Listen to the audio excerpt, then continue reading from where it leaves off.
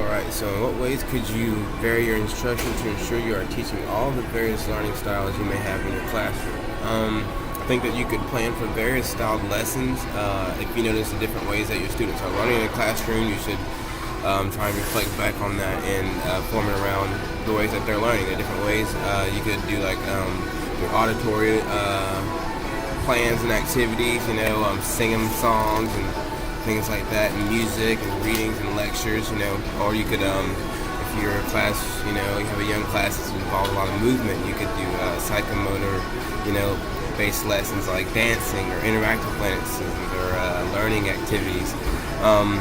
For visual learners, you could do videos, PowerPoint that they was talking about, colors and drawing and painting, and, things like that.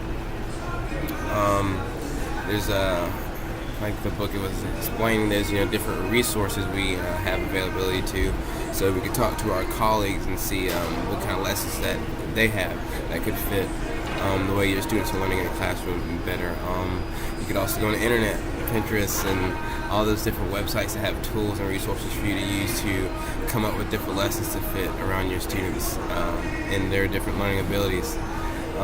And the books to textbooks, school has a designated textbook, you maybe don't teach from the textbook, all the time, that would be boring, but to get good ideas, and it'd be a great helpful resource to go to the book and see what kind of lessons they've got laid out in plans and how it fits the standards, but at the same time, enhancing the different learning abilities of the classroom. And so a couple other ways I thought it would be different forms of techniques and instruction, like direct instruction, maybe to learn a certain unit throughout the year. You could use, mainly direct instruction, then another unit you can use inquiry-based learning, and then another unit you could use whole language. Just trying different approaches to learning in the classroom that'll help each individual student, giving them a taste of all of them until you see how they respond. Maybe some respond well to this and some respond well to that, and then just integrating that into your lesson planning and instruction to just really create that wholesome learning environment. Another different way to touch on different children's different learning abilities would be, taking the constructivist or behaviorist approach, maybe rewarding your kids in certain behaviors and discouraging other behaviors may be a way that some kids learn. Some kids maybe learn by, giving them deeper meaning of why they shouldn't do what they've done, or, just different, there's all kinds of different ways to take an approach in the learning environment to touch on each student's different learning abilities and how they learn in their routines.